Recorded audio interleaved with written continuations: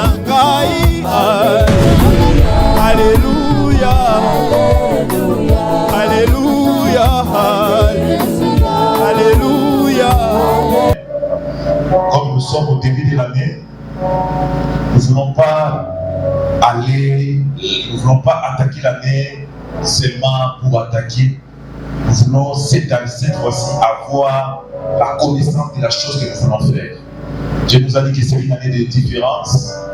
Nous devons vraiment avoir les éléments, avoir le bagage qu'il faut pour que nous puissions distinguer et faire la différence dans ce que nous faisons. Voilà pourquoi, chers amis, hier nous étions avec l'apôtre, le docteur Tété Patrick, qui a pris la salle depuis de 18h30 jusqu'à 20h30. 2 heures de temps sans pause. Il nous a émerveillés. Nous étions vraiment errés et contents. Mais aujourd'hui, bien aimés, nous voulons encore écouter encore un autre homme de Dieu. Un enseignant profond dans les Écritures, qui va aussi nous parler sur le même thème de leadership efficace pour la croissance de l'Église. C'est lui, en fait, nous tous qui sommes là, soyons souples, soyons ouverts. Même moi que je serai assis, là où je t'attends, à travers le nom de Dieu, je serai m'arranger. Et chacun de nous va comprendre par rapport à son domaine, par rapport à son département, par rapport à son travail, s'il est dans les bons ou il est dans les mauvais. Comme hier, on nous a parlé comment on peut gérer le département de la chorale. Ah, moi, ça m'a aidé.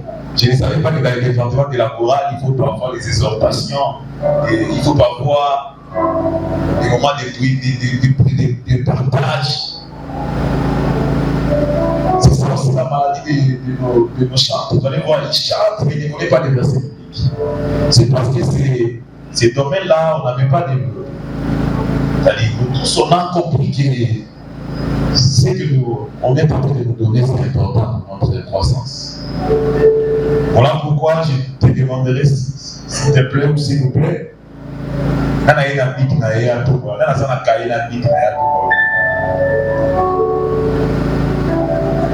Oui, ça m'a caillé la bite.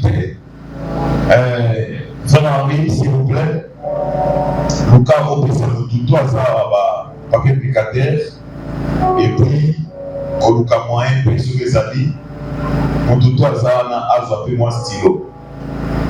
Bien aimé, au centre de l'école. Tant qu'au cours de récemment, ça n'a souple pas retourner à la question. Un mot, je veux déjà t'annoncer que c'est pour au moins 1h45 ou 2 heures. On aura des moments de bourse, soit 15-10. C'est-à-dire, si on est au Kimi, il a qui s'est gagné au Zana, il faut dans les heures. La maternelle va faire combien de minutes? La maternelle va faire combien de minutes? 30 minutes. 30 minutes. La maternelle va faire combien de minutes? 30 minutes.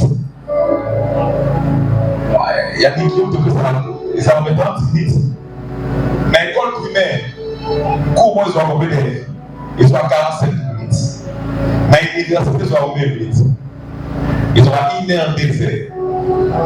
Ceux qui ont 30 minutes, ils ont les Israéliens, vous avez chrétien qui va mater. Ceux qui ont 45 minutes, ils ont chrétien qui va primaire. Mais maintenant, au niveau universitaire, 2 heures, parce que c'est ça. Ceux qui ont là, donc on peut vous appeler.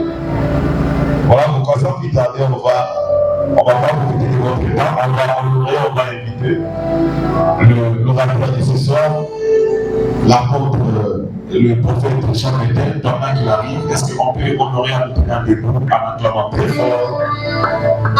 Vous serez assis pour vous parler du cœur à cœur. Merci beaucoup. Merci.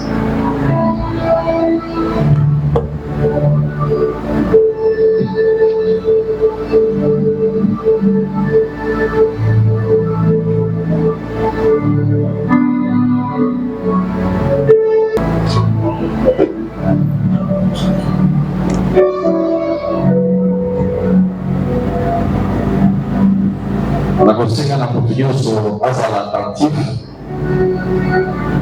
On ne va pas prêcher, mais on va enseigner. Ce qui fait qu'enseigner, vous allez peut-être dans un mois réplique. Vous allez peut-être la Bible. Donc vous allez souple. Quand on a besoin de la Bible, tel livre de la Bible, donc vous allez prêt à la Bible. Ma commune en Zambie. Amen. Na pesi matondi pe na kopisi Zambie na ngonga ya Bobalelo parce que Zambie a sepela kitoko pour na bisabo. Je bénis le Seigneur et je bénis le nom de Dieu, l'apôtre Red qui a permis que nous puissions encore venir intervenir à cette conférence. Je me sens à l'aise parce que c'est vraiment notre part de pouvoir communiquer la vie. Amen. Que Dieu nous bénisse et qu'il bénisse l'Église de Dieu. Je pense que ceux qui m'ont précédé, ils ont communiqué ce qu'ils ont communiqué. Et ma prière, c'est que nous enseignons à enseigner, ce que nous apprenons à enseigner, puisse être gravé dans mon cœur et puisse se cristalliser. Si aujourd'hui, nous pouvons nous tenir devant pour vous communiquer, c'est parce que nous avons aussi reçu quelque part ce que nous transmettons. Parce que l'homme ne peut donner que ce qu'il a reçu. Ce que nous avons reçu, c'est ce que nous transmettons. Et soyez attentifs, parce que nous allons donner certains principes par rapport au thème qui va vous aider dans les jours à venir dans votre ministère, dans votre vie quotidienne, parce qu'en tant que membre attaché à la vision, vous avez besoin de connaissances, vous avez besoin d'apprendre et d'être à l'abri des prédateurs de l'extérieur qui viennent souvent pour faire sortir les enfants de Dieu du droit chemin. Leadership efficace pour la croissance de l'Église, ça c'est le thème général. Mais il m'a été demandé de pouvoir parler des éléments qui favorisent la croissance de l'Église. C'est temps de réfléchir les éléments qui favorisent la croissance de l'Église. Il y en a plusieurs. Mais j'ai senti que mon esprit s'est arrêté, s'est focalisé sur quatre éléments. Et c'est sur ces 4 éléments que nous allons nous atteler ce soir. Vous allez les retenir, je vais essayer de les étayer pour que nous puissions comprendre que la croissance d'une église ou un leadership efficace a besoin au moins de 4 fondamentaux. 4 éléments fondamentaux que j'appelle la base pour la croissance d'une église. Quand on parle de la croissance, on voit une évolution dans le sens de croissance. Je vais les prendre d'abord dans un aspect quantitatif avant de peut-être revenir sur l'aspect qualitatif. Parce que la croissance, nous allons la prendre dans 2 sens, dans 2 volets. Volet quantitatif et volet qualitatif. Amen.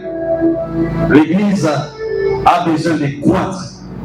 L'Église a besoin d'aller de l'avant. Alors, les 4 fondamentaux comme base, ce qui sera comme la plateforme sur laquelle l'Église peut croître facilement, où l'Église peut évoluer facilement, nous prenons au moins 4 éléments. Mais avant que je ne puisse donner ces 4 éléments, je voudrais introduire cet enseignement en disant ceci. La croissance d'une église, ça vous pouvez noter, la croissance d'une église est une volonté absolue de Dieu. Donc c'est une volonté absolue de Dieu dans la marche évolutive de celle-ci. C'est-à-dire, Dieu veut voir l'Église croître. Ce n'est pas d'abord l'affaire du pasteur, ce n'est pas d'abord l'affaire du prophète, ce n'est pas d'abord l'affaire de l'évangéliste, mais c'est une volonté qui vient de Dieu. Retenez ça.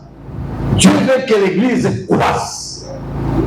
Dieu veut que l'Église évolue. C'est sa volonté absolue. Nous allons le lire dans Actes chapitre 2, verset 47. Quelqu'un peut nous trouver Actes chapitre 2, c'est notre premier verset. Nous aurons beaucoup de versets à lire. Nous venons de dire que la croissance d'une église, ce n'est pas la volonté d'un pasteur, ce n'est pas d'abord la volonté d'un évangéliste ou du prophète. C'est la volonté parfaite de Dieu. Dieu lui-même veut que son église croisse. Quelqu'un a trouvé Actes chapitre 2, verset 47.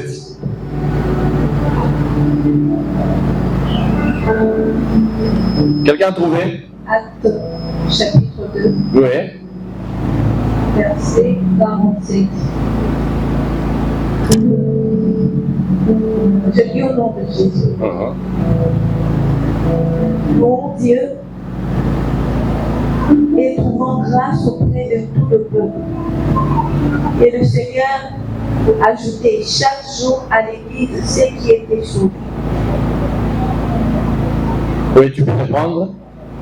Actes chapitre 2, verset 47. Louons Dieu et trouvant grâce auprès de tout le peuple. Et le Seigneur ajoutait chaque jour à l'Église ceux qui étaient sauvés.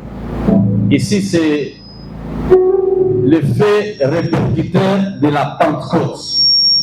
Après la Pentecôte, après la naissance de l'Église, on a vu la pluie des gens et on dit l'Église était en train de monter en ascension parce que Dieu lui-même ajoutait un nombre assez croissant de membres.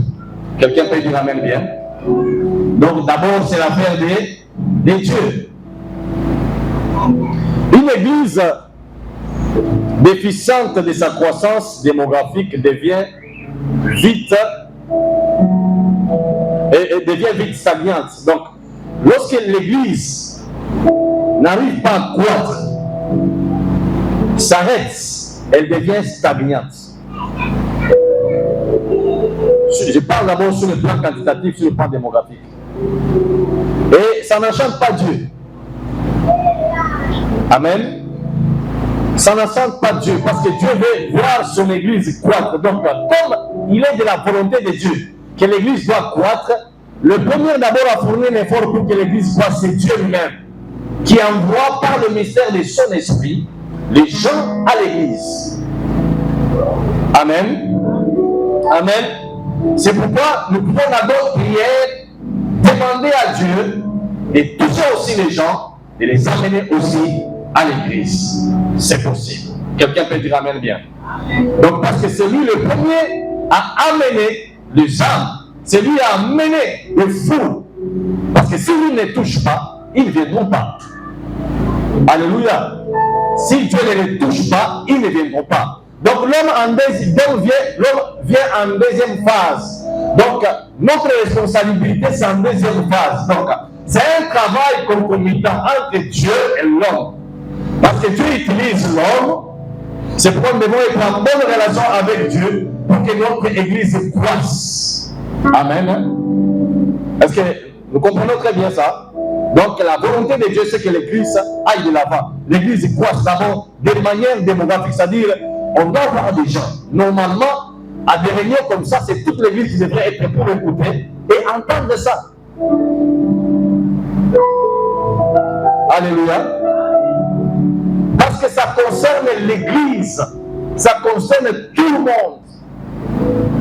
Tout le le monde doit avoir les soucis que l'Église doit avoir de nouveaux membres. Convenir. Ce n'est pas seulement l'affaire du pasteur.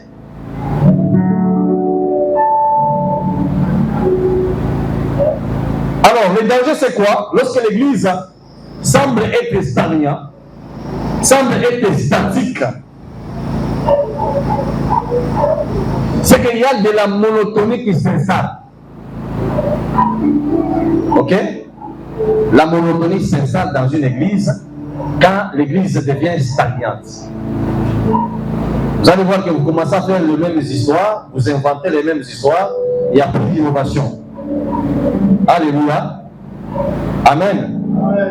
L'église vit quand l'église est dynamique. Alors,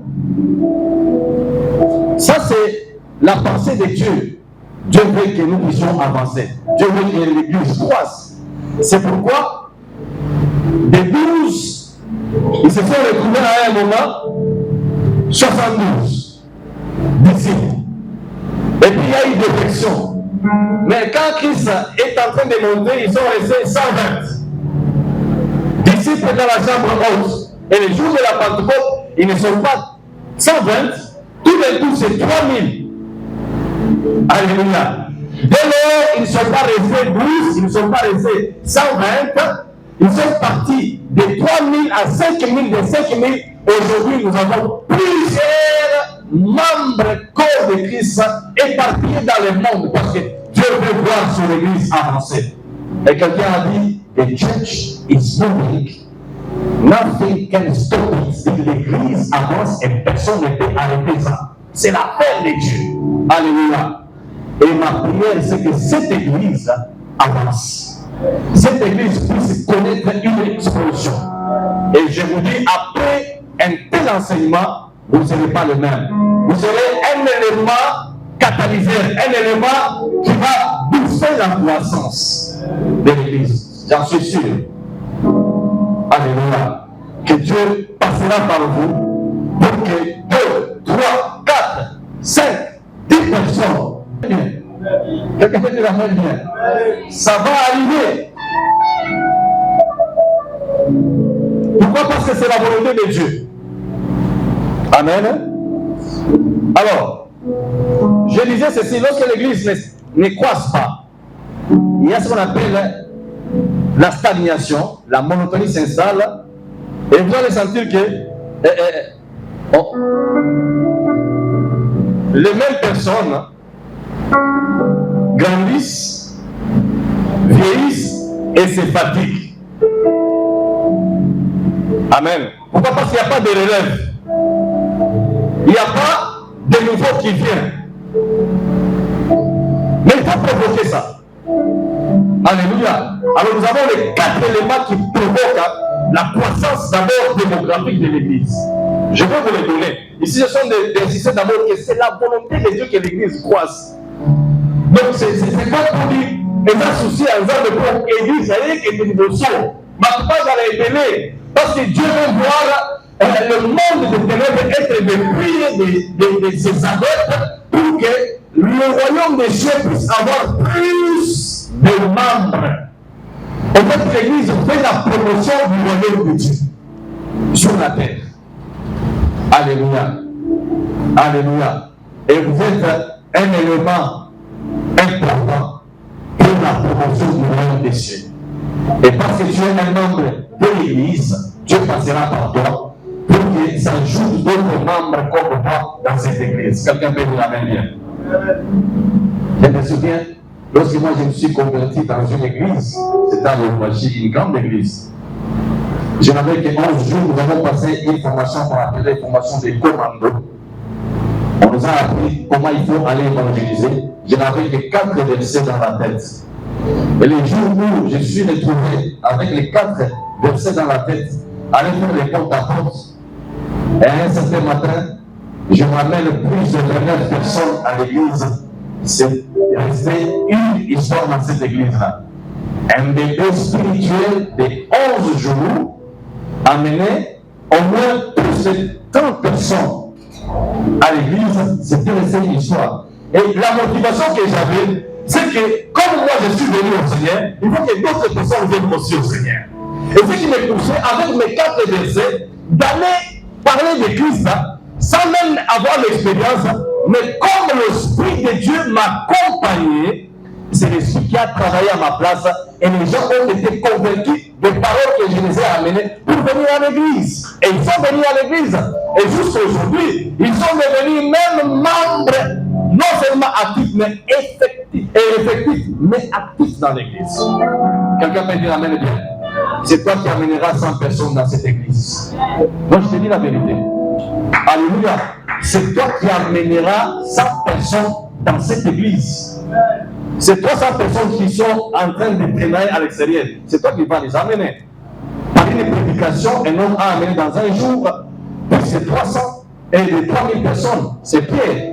Mais aujourd'hui, il y a des gens qui gagnent plus de 300, de 3000 personnes par jour. Avec les médias, avec les réseaux, les gens sont affectés, ils sont touchés par l'évangile. C'est pas si on ne parle pas, c'est pas si on est devenu timide que nos églises sèchent. Après avoir quitté une église pendant 20 ans, non, pendant moins 16 ans, je suis devenu dans cette église.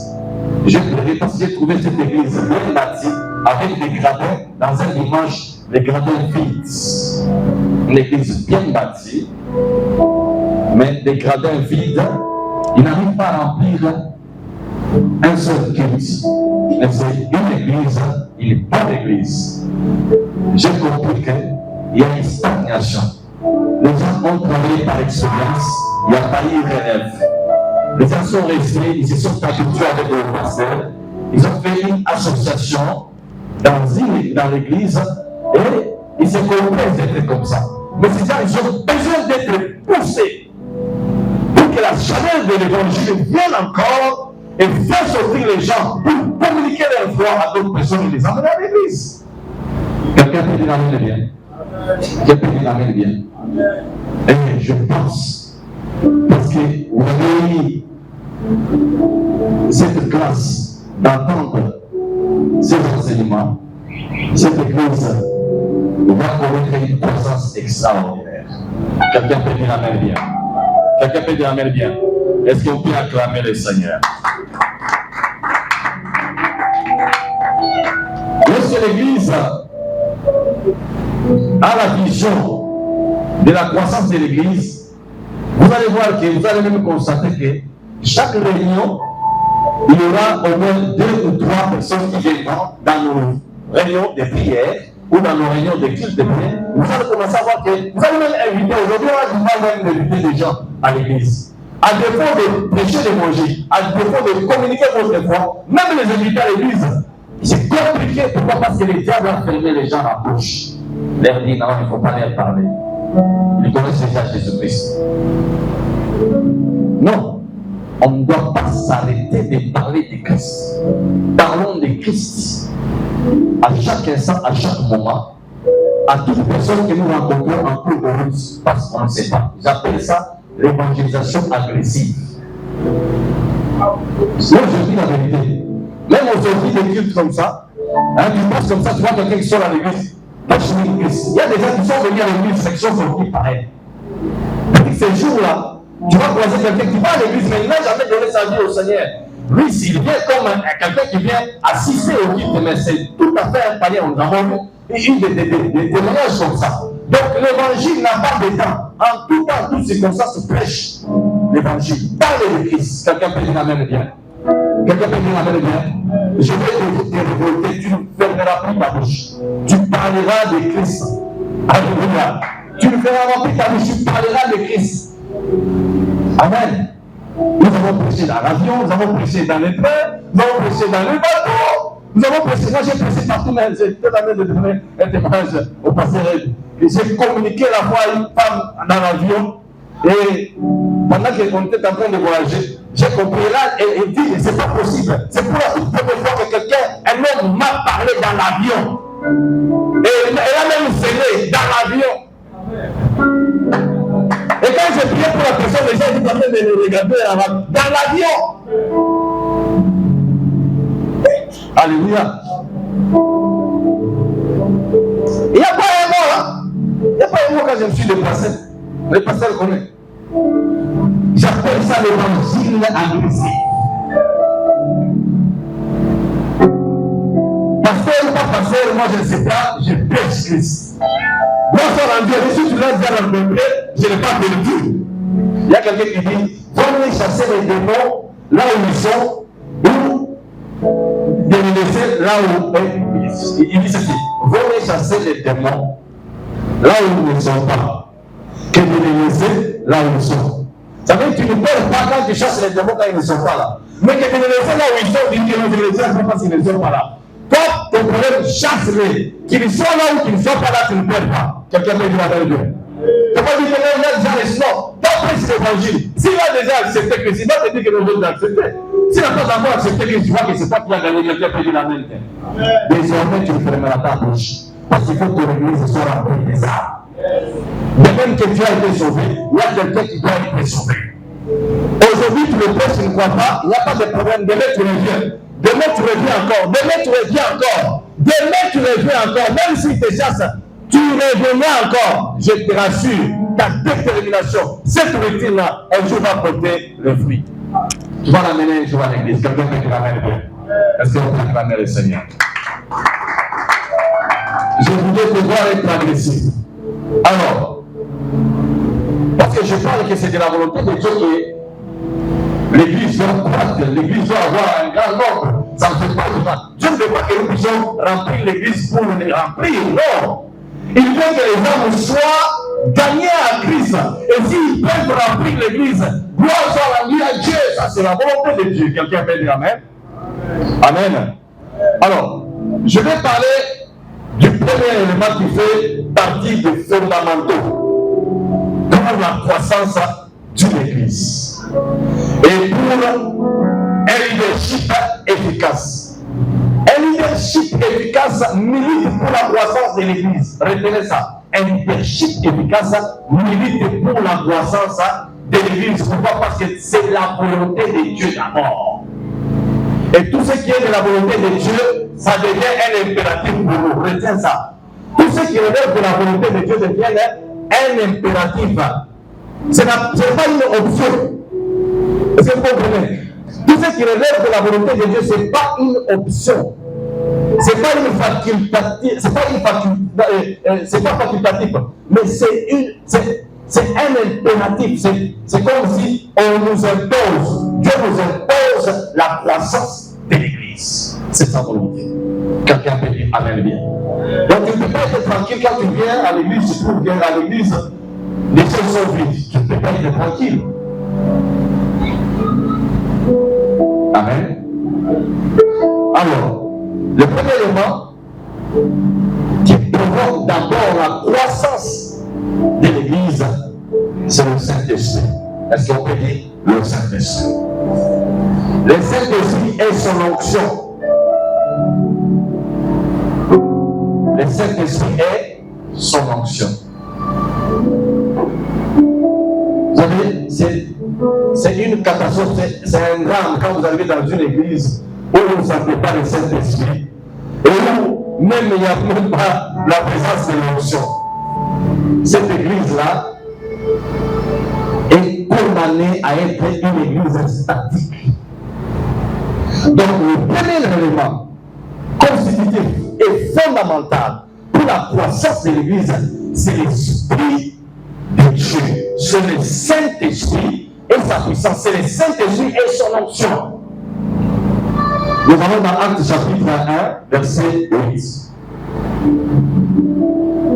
Jésus savait cela, c'est pourquoi avant de pouvoir partir, avant son ascension, il a dit aux disciples, la clé et les secrets pour gagner les âmes, pour prêcher l'évangile, pour annoncer la bonne nouvelle,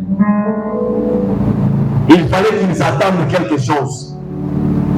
Il fallait que le Seigneur puisse leur envoyer quelque chose. C'est ce que vous voyez dans Actes chapitre 1, 8. Actes chapitre 1, le verset 8. Je lis au nom de Jésus. J'ai lu au nom de Jésus. Mais vous serez revêtus d'une puissance, le Saint-Esprit survenant sur vous. Vous serez revêtus d'une puissance, le Saint-Esprit survenant sur vous. C'est-à-dire, vous serez revêtus de la puissance. La puissance, c'est l'homme, le Saint-Esprit survenant sur vous. Il amène la puissance de l'onction. Et puis, pour être qui? Et vous serez mes témoins. Et vous serez mes témoins. Vous serez mes porte-parole. Alléluia. Donc, vous serez mes témoins pour faire quoi? Pour vendre. C'était pas pour vendre. C'était pas pour faire les affaires. Vous serez mes témoins pour faire quoi? Vous allez comprendre dans la suite. Vous serez mes témoins. Vous serez mes témoins à Jérusalem. À Jérusalem. Dans toute la Judée. Dans toute la Judée. Dans la Samarie. Dans la Samarie. Et jusqu'aux extrémités de la terre. Et jusqu'aux extrémités de la terre. C'était pas pour faire le tourisme. C'était pas pour faire le tourisme. Alléluia. C'était pour aller prêcher l'évangile à Jérusalem, à Samarie, en Judée et où? Aux extrémités de la terre. Ça veut dire l'onction a les gènes croissants. Vous pousse à quitter Jérusalem, vous pousse à quitter Jérusalem pour aller à Samarie. Vous ne vous arrêtez pas à Samarie, vous allez à Judée. Vous ne vous arrêtez pas à Judée, mais vous allez jusqu'aux extrémités. Tout ça, ça fait dire quoi? L'évolution. L'onction a le gène de l'évolution. L'onction a les gènes de la croissance. L'onction ne s'arrête pas à un seul lieu. L'onction a la démangeaison de l'espace. Alléluia. Et c'est pourquoi quand tu es un homme loin, tu vas voir que autour de toi, il y aura des gens qui vont circuler. Parce que l'onction attire. L'onction attire. L'église doit attirer. L'église, c'est comme un aimant. Un aimant attire tous les métaux. Il fait le rôle de l'attraction. Quand l'église n'attire pas, c'est-à-dire il y a quelque chose que l'église n'a pas, c'est la puissance et l'onction. Ça devient une boîte, une coquille vide. Mais l'onction attire. L'onction envoie. L'onction accompagne. L'onction impacte.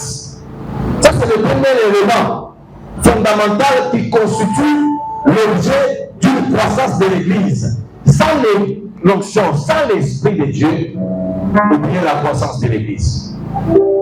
Amen. Oubliez la croissance de l'église. Donc, Jésus est en train de dire aux disciples, ne vous agitez pas, restez là. Ce n'est pas suffisant ce que je vous ai annoncé là. Mais ce que je vous ai annoncé, avant que vous puissiez aller les porter là où vous devez les porter, vous devez attendre l'esprit du témoignage, l'onction qui va venir sur vous par le Saint-Esprit. Alors là, vous serez des témoins efficaces. C'est-à-dire, pour être un témoin efficace, un témoin qui apporte la croissance à l'église, il ne faut pas négliger l'aspect Saint-Esprit, il ne faut pas négliger l'aspect onction. Alléluia. Est-ce que vous pouvez dire Amen? Le Saint-Esprit est son onction. Il n'y a pas de croissance dans l'église sans l'onction. Et il y a quelqu'un même qui a dit, à force égale, l'onction fait la différence. Amen. À force égale, l'onction fait la différence. C'est-à-dire, on voit une église où le Saint-Esprit est mis en exergue, où le Saint-Esprit, on laisse libre pour le Saint-Esprit de travailler. On laisse cours en l'onction de se mouvoir. On voit que cet esprit-là travaille. L'esprit aime la liberté. Vous vous souvenez de Genèse chapitre 1. Il dit la terre était informe et vide. Il y avait de l'obscurité sur la terre. Mais l'Esprit de Dieu s'est mouvait. L'Église doit avoir un esprit pour se mouvoir, pour bouger, pour croître, pour prendre de l'ampleur. On a besoin de l'onction. Et je vois cette église en train de prendre de l'ampleur. Parce qu'il y a suffisamment de l'onction enseignée. Il y a suffisamment de hommes et de femmes heureux enseignés. Vous avez bougé cette église. Quelqu'un peut dire amen bien. Je vois du mouvement. Je vois du mouvement. Alléluia. C'est par vous que les autres viendront enseigner. Parce que vous avez l'onction. Vous avez le Saint-Esprit sur vous. Vous êtes capable de bouger le quartier qui sépare le témoignage et l'évangile. Quelqu'un peut dire amen bien. Donc nous avons retenu que l'onction fait la différence. Nous allons lire Actes chapitre 1 verset 8.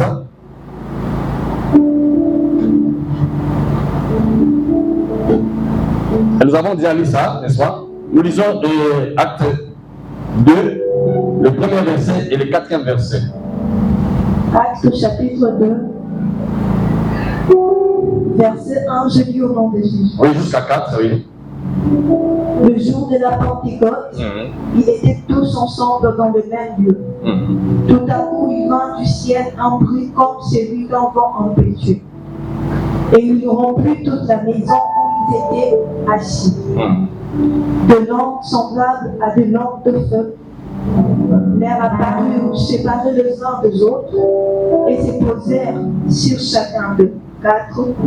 Ils furent tous remplis du Saint-Esprit et se mirent à parler en d'autres langues, selon que l'Esprit leur donnait de s'exprimer. Amen.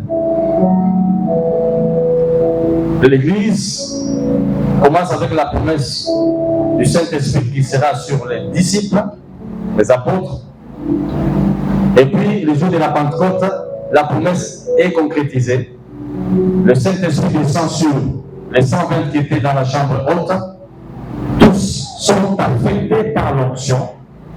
Et tous parlent dans d'autres langues. Et vous allez voir qu'ils ne parlaient pas du blabla. Ils parlaient des choses qu'on entendait. Ils parlaient aux gens qui étaient là de toutes les tribus, de toutes les nations. Et on les attendait par leur parler. C'est-à-dire qu'ils communiquaient la foi, ils communiquaient l'évangile, au point que ces gens-là pouvaient entendre et écouter ce qui était dans la chambre haute, était en train de transmettre et de communiquer. Quelqu'un peut dire amen bien. Le Seigneur Saint-Esprit, lorsqu'il vient dans une église, il donne la capacité à l'église de s'exprimer correctement. Et il donne la capacité de transmettre correctement le message de Christ aux gens qui doivent nous attendre. Quelqu'un peut dire amen bien. Quand tu fais confiance au Saint-Esprit, il est le meilleur porte-parole. Il parle bien, il communique bien. Même si tu parles en mauvais français, mais au moment que tu es motivé de prêcher l'évangile, même quand tu parles là, au lieu de lire, la personne comprend que tu es en train de parler de Dieu. Mais ce qui compte, c'est d'abord l'esprit. Moi, j'ai vu des gens comme ça, ils ne connaissent pas le français. Hein. Moi, j'ai été gagné par une maman qui ne connaissait pas le français. Et une vieille maman. Il m'a communiqué la foi en Swahili. Et moi, j'étais étudiant, j'étais en deuxième licence. Mais c'est une maman qui n'a même pas un diplôme de droit, mais qui me gagne moi. Quelqu'un peut dire amen bien. Donc, mais celui qui parle, il dit pas, non, moi, je n'ai pas encore, je n'ai pas fait de hautes études, je ne peux pas parler. Parle de Christ. Parle de Jésus. Tu sais, tu peux parler, toi là, tu peux parler à un ministre de Christ et il croit au Seigneur, alors que tu n'as même pas un diplôme.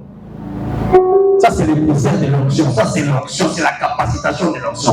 Ça veut dire un homme éduqué, un homme instruit, peut être rendu chrétien par quelqu'un qui n'a même pas étudié. Ce n'est pas les études qui font quelque chose, mais c'est la puissance de l'onction et l'esprit de Dieu. Quelqu'un peut dire amen bien. C'est pourquoi quand nous quittons pour aller communiquer la foi, nous faisons confiance au Saint-Esprit et non aux études.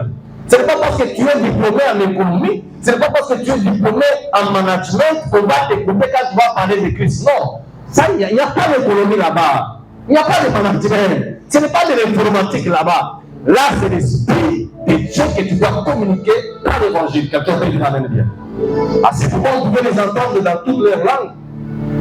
Ils ne se sont pas obscurs, ils ne se sont pas empêchés de parler de Christ parce que le Saint-Esprit les a touchés, ils sont sortis pour aller communiquer la foi. Je te vois sortir et tu vas prêcher même le roi.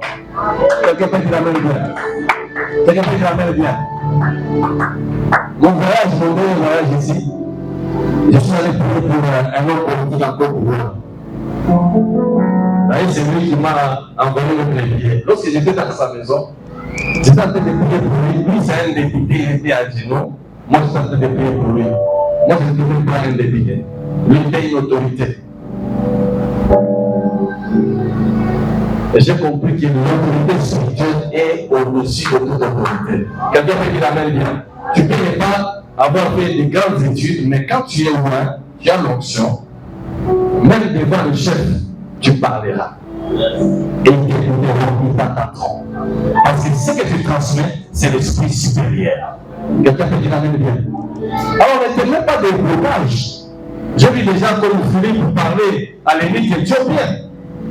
Lui, Philippe était quoi? D'abord, la plupart, ce n'étaient pas des gens instruits. Parmi les disciples de Jésus-Christ, il n'y était pas beaucoup. Beaucoup n'étaient pas des instruits. Mais on a vu Philippe en train de communiquer l'évangile à un ennemi éthiopien. C'était un ministre de finances de la reine de Candace.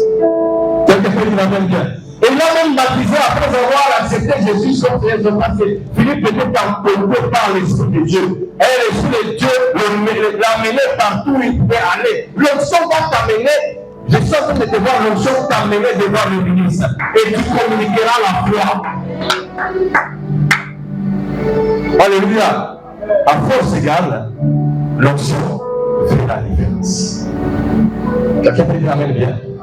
Donc, l'onction, le Saint-Esprit, c'est un élément important, fondamental pour la croissance, l'épanouissement de l'Église. Une Église qui ne fait pas cas du Saint-Esprit, c'est une Église qui est appelée à mourir. C'est l'Esprit qui donne la vie à l'Église. Sans l'Esprit de Dieu, tu ne prêcheras pas l'Évangile. Je veux vous choquer, ce ne sont pas les musiciens païens qui leur a été donné le mandat de prêcher l'Évangile. Mais c'est à toi que Dieu a communiqué ce mandat-là de prêcher l'Évangile. Quelqu'un peut dire la même. Et je te fais confiance parce que c'est toi qui vas relever les défis de paganisme dans ta famille. Les taux de paganisme dans ton quartier, c'est toi qui vas relever ces défis-là. Par la foi que tu vas communiquer. Pour peuple de Dieu. Prophétiquement, Esaïe est en train de prophétiser la croissance de l'Église. Et dit, nous avons conçu. Mais quand nous avons la douleur d'enfanter, parce que nous n'avons pas l'onction, c'est du vent que nous naissons. C'est pourquoi il faut recours à l'onction pour que ceux qui sont morts, les habitants de la poussière, revivent par l'onction fraîche. L'onction fraîche dans cette église fera que les morts ressuscitent, que les cadavres sortent de la poussière, que ceux qui sont stériles enfantent et engendrent des multitudes. Je te vois ta stérilité partir, parce que l'onction jour, tu engendras le vivant. Église, Jéhovah Jireh, sors de ta poussière.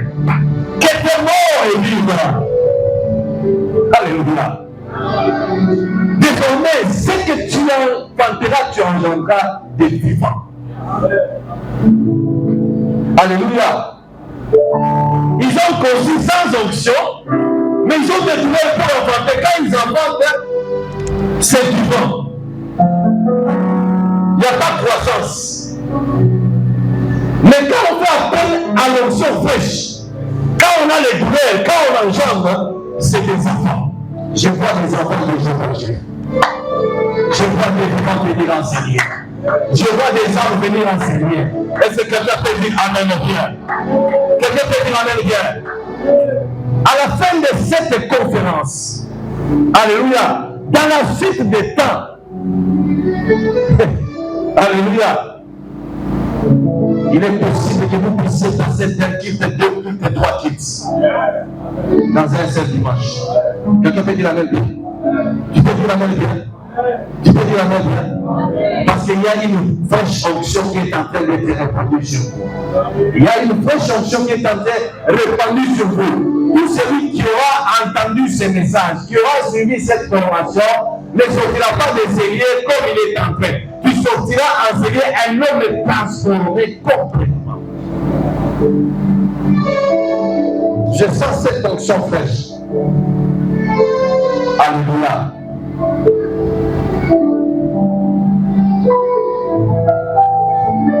Est-ce que vous acclamez le Seigneur? L'onction, le Saint-Esprit est l'auteur même de la croissance de l'Église. Nous devons faire confiance au Saint-Esprit. N'étouffez pas l'œuvre du Saint-Esprit à l'Église. La Pentecôte a commencé avec l'onction.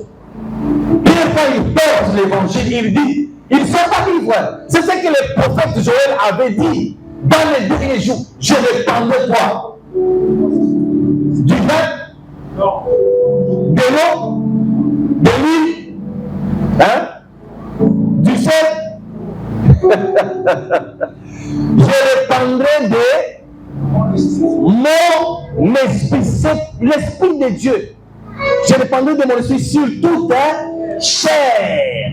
Vos fils et vos filles prophétiseront. Dans d'autres termes, ils parleront des mystères. Yes. Alléluia. L'évangile, c'est un mystère. Il n'a pas été donné à tout le monde de prêcher l'évangile que ces gens qui ont cru au Seigneur, qui ont une alliance avec le Seigneur. Et toi, tu as une alliance avec le Seigneur. C'est toi, l'ambassadeur de Christ. Je te vois porter la bonne nouvelle. Je te vois amener des âmes dans cette église. Quelqu'un peut dire amen de bien. Alléluia. Tu viendras chaque dimanche ici, pas comme tu venais avant. Tu vas venir toujours avec 2-3 personnes qui te suivent derrière toi. Nous, on s'est fixé des objectifs. Hein? C'est pas un challenge. Quand tu viens le dimanche, je dois te présenter celui que j'ai invité le dimanche. Je dois te présenter celui que j'ai gagné. Mais je ne l'ai pas gagné pour moi ni pour le pasteur. Je l'ai gagné pour l'église et pour le royaume. Ça s'appelle. Donc, je ne sais pas comment est-ce que vous vous imaginez que l'église nous a engagés, nous. Alléluia. L'église, en tant que dénomination locale, ne nous engage pas. Amen. Nous sommes serviteurs d'abord de l'Éternel, du royaume, et nous servons Dieu par l'Église. Et nous avons l'engagement de Dieu dans l'église. Ça dit, tu peux dire, ah bon, moi le pasteur est de... Moi je ne vais pas l'évangéliser.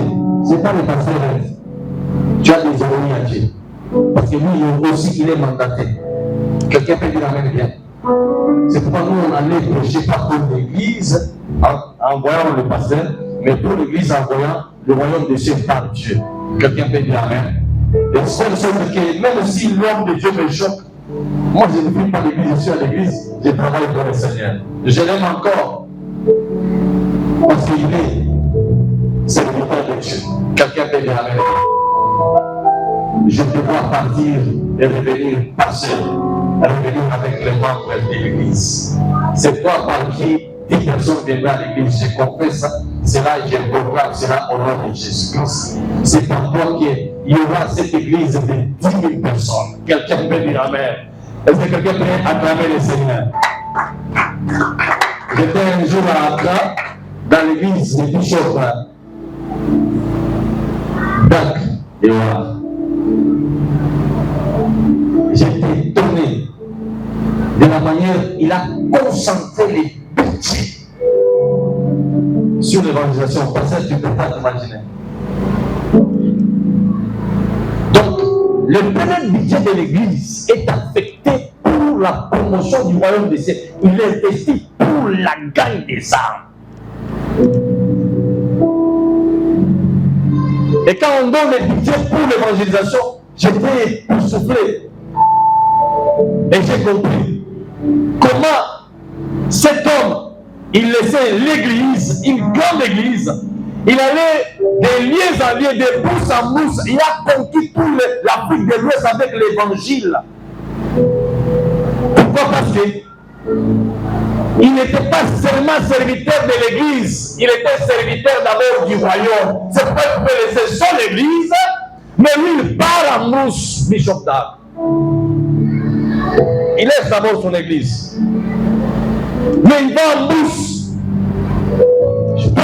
L'évangile, communiquer la foi, aller chercher ceux qui sont perdus dans les bourses, dans la bourse. Et cet homme m'a motivé. C'est pourquoi chaque fois quand je me rencontre avec quelqu'un, je dois d'abord libérer ceux que je dois libérer. Quelqu'un peut dire la même bien. Et je me souviens, lorsque Duncan Williams est venu pour le Wendre, alors qu'on faisait la ceinture, moi je me suis détaché de la foule. J'ai couru, on voulait m'arrêter, on voulait me prendre. Moi j'ai couru, je suis allé jusqu'à la chair. Je me suis incliné. Pendant que l'huile quittait la tête du Bishop Dag, moi je suis allé en bas là-bas, j'ai mis ma tête là-bas. Et l'huile est tombée sur ma tête. Pendant qu'on était en train de le Bishop Dag, moi j'étais aussi en train d'être roi. Quelqu'un peut dire la même bien. Et on a filmé. Et quand j'ai amené le film à la maison, mes enfants me disent, papa, tu n'avais pas eu aussi honte de quoi? Honte de l'évangile de l'onction. Quelqu'un peut dire la même bien. Mais qui n'est pas quand j'ai quitté là où j'étais, mais avant que j'arrive là-bas où j'étais, tout était terminé sur ma tête. Tout le monde était terminé. On voulait m'arracher les cheveux. Et vous aussi. Vous étiez trop timide comme ça. Tu ne seras pas timide si quelqu'un veut dire la même bien. Il ne faut pas être timide. Quand tu es timide, tu ne communiqueras pas la foi. Je brise l'esprit de timidité à l'église au nom puissant de Jésus-Christ. Quelqu'un peut dire la même bien. J'arrête l'esprit de timidité à l'église au nom puissant de Jésus-Christ. Tu dois ouvrir la bouche, tu dois parler, tu dois communiquer la foi. Quelqu'un peut dire la même bien. On va sauter cette étape-là. On va aller dans une autre étape. Est-ce qu'on peut acclamer le Seigneur? On a compris que le premier élément pour booster la croissance de l'Église sur le plan d'abord quantitatif, je parle d'abord sur le plan démographique, c'est l'onction, n'est-ce pas? Deuxième élément, c'est l'évangile, la bonne nouvelle. Dis l'évangile, la bonne nouvelle. Tu vas voir que c'est un enchaînement. Deuxième élément fondamental qui fait partie des 4 fondamentaux pour un leadership efficace dans une église.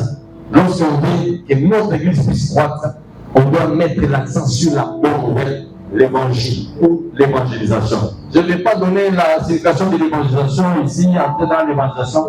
Là, peut-être que ça sera une autre étape, mais je voudrais insister sur le fait de communiquer l'évangile, de prêcher l'évangile. L'évangile, la bonne nouvelle, la parole du Seigneur. Un leadership efficace a pour cheval de bataille la loyauté à l'ordre suprême. Je reprends. Vous pouvez écrire ça. Je reprends. Le deuxième élément fondamental, c'est la bonne nouvelle qui est l'évangile, la parole de l'évangile.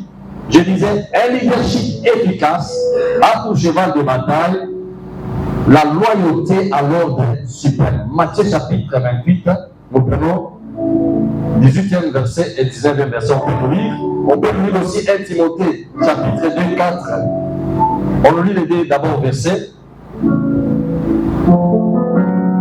Matthieu 28, 18, 19. Est-ce qu'on peut nous lire? Matthieu 28. 18 à 19, j'ai lu au nom de Jésus. Quand ils virent, ils se prosternèrent devant lui, mais quelques-uns eurent de doute. Jésus s'étant approché leur parla ainsi. Tout pouvoir m'a été donné dans le ciel et sur la terre. Allez, faites de toutes les nations des disciples, les baptisant au nom du Père, du Fils et du Saint-Esprit. Amen. C'est 19, tu peux aller jusqu'à 20 ans. Et enseignez-leur à observer tout ce que je vous ai prescrit. Et voici, je suis avec vous tout le jour, jusqu'à la fin du monde. Est-ce qu'on peut dire Amen? Est-ce qu'on peut dire Amen? Le deuxième élément constitutif qui fait partie des 4 fondamentaux pour un leadership efficace, c'est la bonne nouvelle, l'évangile. L'église doit être une église évangélique, une église qui communique l'évangélisation, qui prêche la bonne nouvelle. Est-ce qu'on peut dire la bonne nouvelle? Est-ce qu'on peut dire la bonne nouvelle? En fait, c'est la première matière. Donc l'église, c'est comme une entreprise qui traite la première matière, c'est l'évangélisation. C'est la bonne nouvelle qui fait de l'église l'église. Quand on enlève la bonne nouvelle, l'évangélisation à l'église, ce n'est plus l'église, ça devient un groupe. Ça devient un groupe de prière. Ok? Vous pouvez donner tous les noms que vous pouvez donner, mais ce n'est plus une église. Ce qui fait que l'église soit église, c'est l'évangélisation, la bonne nouvelle. C'est pourquoi Jésus se met ici. L'Esprit du Seigneur est sur moi, car l'Éternel m'a envoyé pour annoncer la bonne nouvelle, qui est la parole de l'évangile. L'église doit mettre l'accent sur l'évangélisation. Aujourd'hui, s'il y a carence dans nos églises, nous avons beaucoup de prédicateurs, de bons prédicateurs, de bons exhortateurs, même de bons prophètes. Dans nos églises, nous avons de bons prophètes, mais nous n'avons pas des évangélistes. Alléluia. Tout le monde veut être prophète. Il y a cette vague de prophètes. Alléluia. Moi, avant qu'on puisse d'abord m'appeler pasteur, j'ai été ordonné pasteur. J'ai un ministère prophétique. Mais d'abord, je suis un gagneur d'âme. Évangéliste.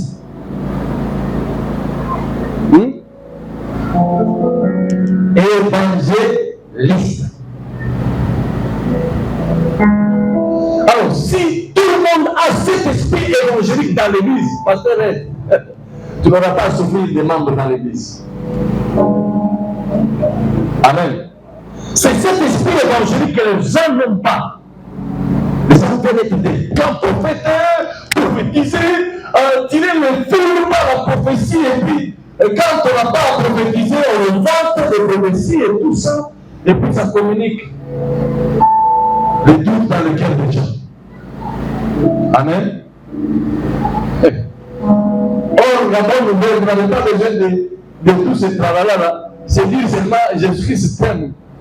Parce que tu peux l'accepter comme Seigneur et Sauveur. C'est la meilleure des prophéties. Ça ne te crée pas de problème. Ça ne te crée pas, non, tu avais dit avec précision, ça n'est pas arrivé. Oh non, j'ai vu sur l'étoile les gens en train de dire que non, c'est parce qu'il a donné avec précision. Il a dit qu'il n'y aura pas des élections alors qu'il y a ça. Mais s'il avait seulement communiqué, les gens la bonne nouvelle, dit que non, Jésus-Christ vous aime, venez à Christ. Ça n'allait pas poser des problèmes. Tout ce que le prophète ne sait pas quoi, vous dites même des choses que Dieu ne vous a même pas dit de dire. Quelqu'un peut dire, je ne décourage pas le ministère des prophètes, parce que maintenant il a dit vraiment n'importe quoi. Alléluia. Il a dit n'importe quoi. Tu vois le prophète, qu'est-ce que tu comme ce temps?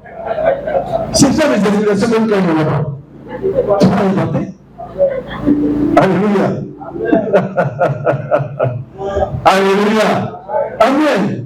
Donc, cherche quoi? Même les yeux là, tu sens que non, tu es en train de chercher des images. Non, je sens des bois, c'est comme des arbres, c'est comme des montagnes. Bon, maintenant, on va prendre des montagnes ou bien on va prendre des grands arbres. Parce que là, tu me compliques. Quelqu'un veut dire Amen. Alléluia. Amen. J'aime bien rester dans ma bonne évangélisation. Là, je n'ai pas de problème. Nous sommes dans ce moment de la jeunesse. Christ t'aime. C'est lui qui prêche. La prophétie amène à la mort. Là, tu ne vas pas mentir. Des passages bibliques, on va tout seulement là-bas. Mais quand tu cherches à inventer tes prophètes, je ne sais pas quoi, ça devient compliqué parce que tout ça, quand on rentre dans tout ça, c'est les ventes.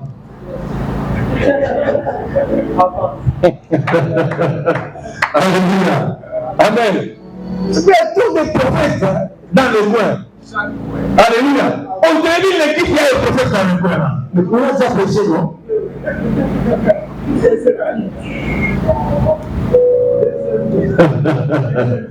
Alléluia. C'est compliqué, hein? Mais il faut qu'on remette l'ordre quand même à l'église. Quelqu'un peut dire la même bien. Nous devons avoir d'abord des hommes évangéliques. Des hommes qui militent pour le royaume des cieux. Qui amènent les âmes à Christ. Alléluia. C'est pas la bonne nouvelle. La bonne nouvelle est simple. Quand on prêche dans la simplicité, il y a des miracles extraordinaires qui se manifestent. Je suis à présenter un évangile simple, mais efficace, parce que accompagné par la démonstration de puissance et des miracles. Quelqu'un peut dire amen bien. Je te vois quand tu ouvriras la bouche pour pouvoir prêcher la bonne nouvelle, le miracle viendra t'accompagner. Quelqu'un peut dire amen bien. Alléluia. Il ne faut pas chercher à gonfler. Communique seulement simplement, tu vas voir que Christ lui-même va faire le reste. Je suis formateur de Campus Christ. On avait notre mot d'ordre, notre devise. Dit, présente Christ tout simplement et laissez les résultats à Dieu. C'est ce qu'on nous disait. Présente tout simplement Christ. Présente tout simplement Christ et laissez les résultats à Dieu. C'est-à-dire, toi, présente seulement Christ. Le reste là, c'est Dieu. Ne gonfle pas. Amen. Donc, le deuxième élément qui apporte la croissance, c'est la bonne nouvelle d'évangile. On nous a dit dans Matthieu, chapitre 28. Vous allez comprendre pourquoi les âmes doivent être gagnées par la bonne nouvelle, qui est un élément constitutif de la croissance de l'Église et qui fait qu'un bon leadership met l'accent sur l'évangélisation. Que ça soit possible vraiment que tu avoir tous les membres de l'Église des évangélistes à toi de respirer. Tout le monde est en train de soupirer la gagne des âmes. Non mais c'est extraordinaire. Mais tout le monde peut prêcher l'évangile, tout le monde peut prêcher la bonne nouvelle. Tu n'as pas besoin d'avoir une très grande formation pour ça. Merci, que Dieu soit loué parce que vous êtes en train de passer ces moments de formation, vous allez comprendre. Mais nous, on a commencé l'évangile sans formation comme ça. Mais on s'est débrouillé parce que le Seigneur nous a accompagnés. Que le Seigneur t'accompagne aussi. En plus de ce que tu as comme formation, le Seigneur va t'accompagner avec la puissance et la démonstration de l'Esprit de Dieu. La bonne nouvelle, elle est efficace dans une église pour l'évangélisation. Pourquoi? Parce qu'elle présente des avantages. Ok? Et pourquoi 3 avantages? Le premier avantage, c'est-à-dire, il fait sortir l'homme du paganisme. Ça, c'est la bonne nouvelle, n'est-ce pas? Ça, c'est l'avantage. Premier avantage, il gagne. Donc, pour que la personne vienne à l'église, la personne doit être gagnée d'abord.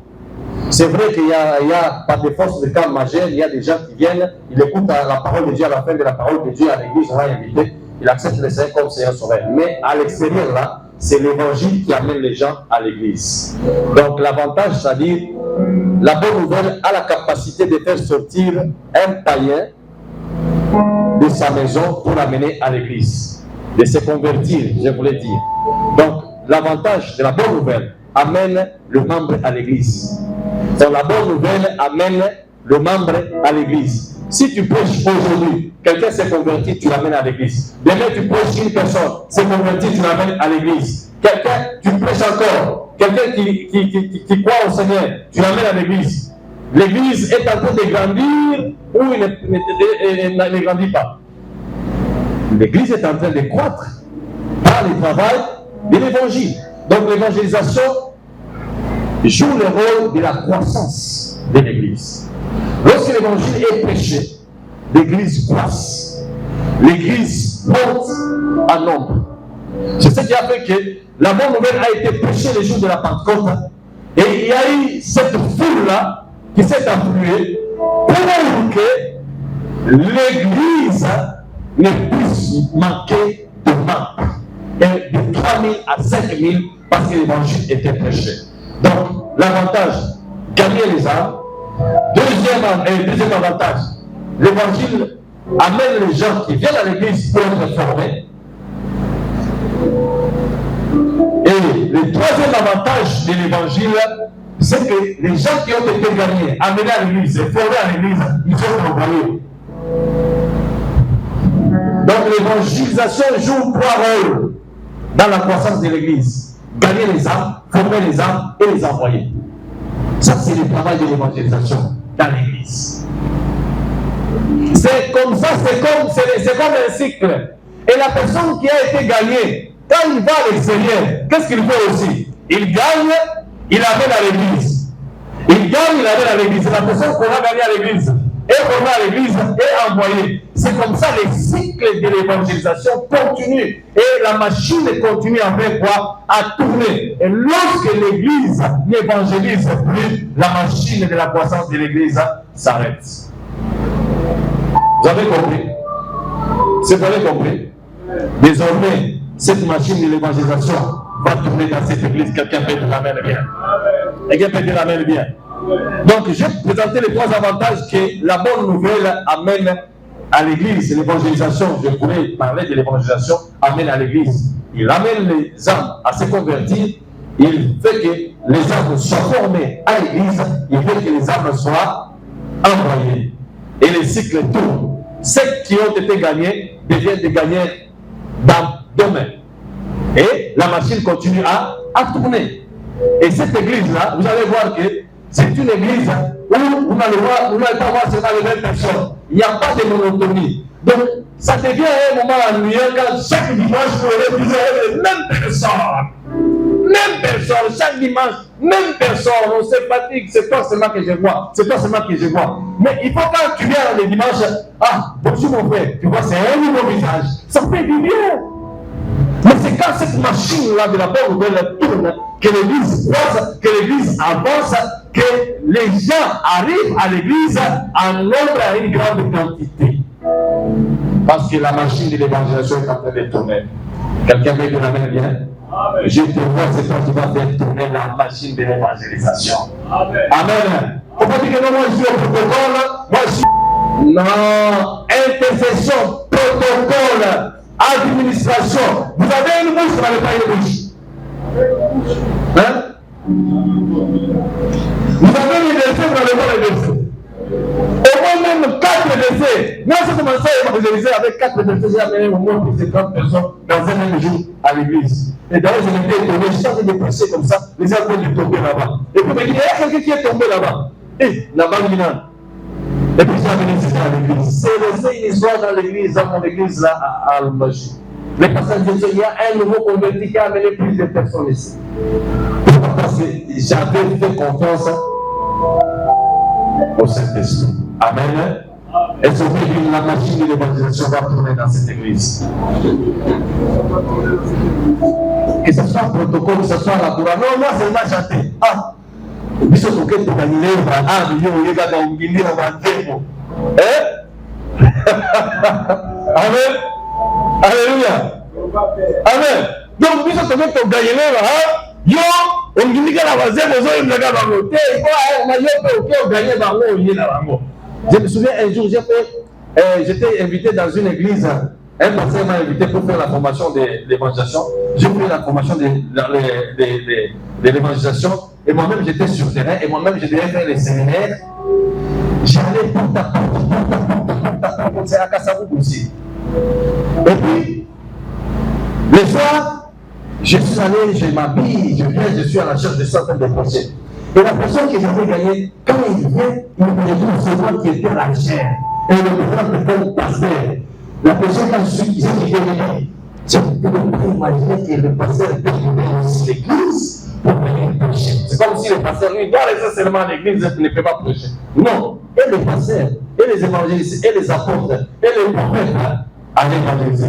Donc, il biso tobelele bino nde moye kosakolela bango na église et aussi pas te.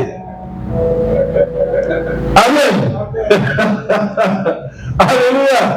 Donc, on doit faire ce travail de manière concomitante, tous ensemble, et protocole. Et protocole. Nous, quand c'est la paix, nous sommes de la banque, et c'est dans la paix, nous sommes dans le gouvernement, nous sommes dans la église. Quelqu'un peut dire amen? Est-ce qu'on peut acclamer le Seigneur? Non, c'est la chose qui s'est église. Non, santé. Quelqu'un qui a le santé, il demande à la banque.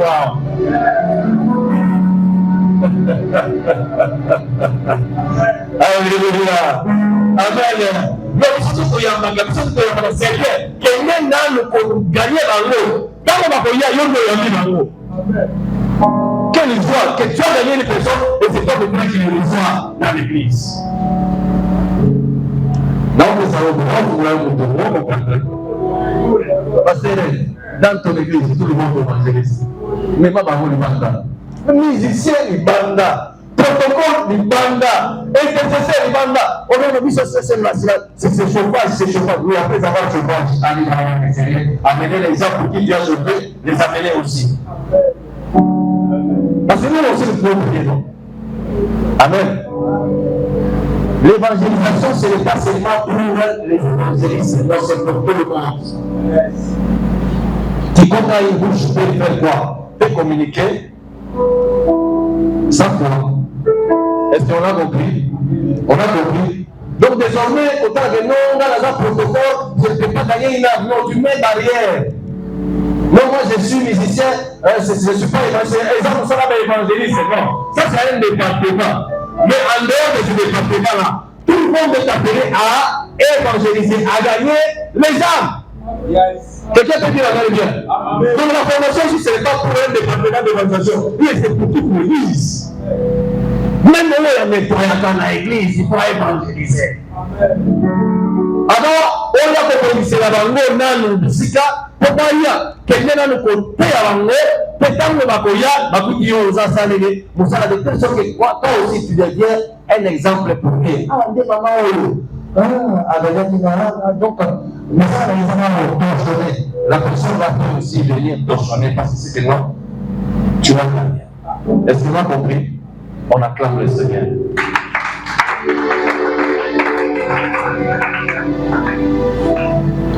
Dès que l'heure de pause arrive, combien? 15 minutes, ok. Je suis dans les bons. Donc déjà, je suis dans les deuxièmes points. Les deux points, je vais les donner après. Alors, je vais insister sur l'évangélisation. Je disais ceci.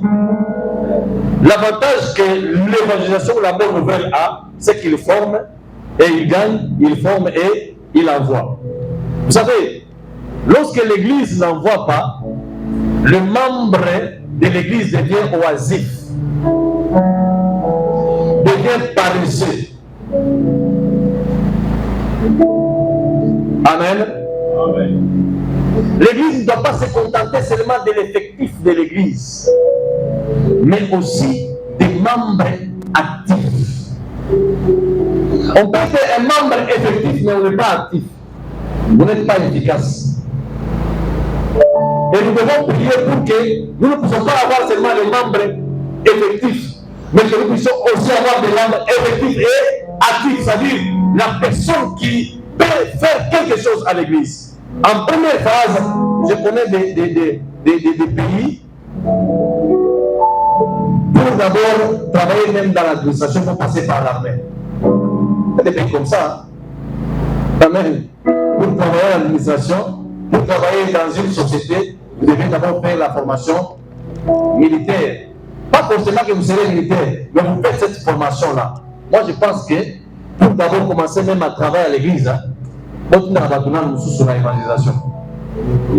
Ok, là, nous n'avons pas fini, nous n'avons pas pour lui. Nous n'avons pas pour nous. Amen. Alléluia. Amen. La question, la zone, bata mo wa kolere na kutu akwai na pi, la zone de bata musu.